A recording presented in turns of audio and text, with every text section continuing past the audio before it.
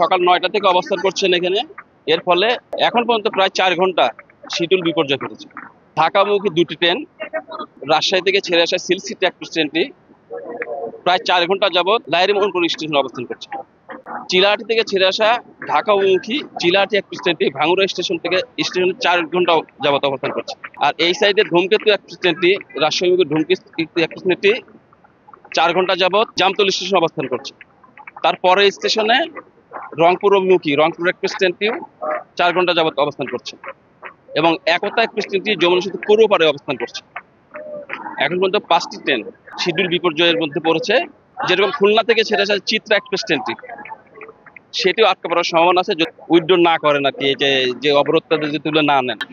কর্মসূচি স্থগিত করার তো প্রশ্নই ওঠে না। আর আমাদের যেটা দাবি সেটা আমাদের স্থায়ী ক্যাম্পাসের জন্য বরাদ্দ চাই, যেটা ডিপিপি আটকায় দিয়েছে, এটা ডিপিপি দ্রুত অনুমোদন চাই।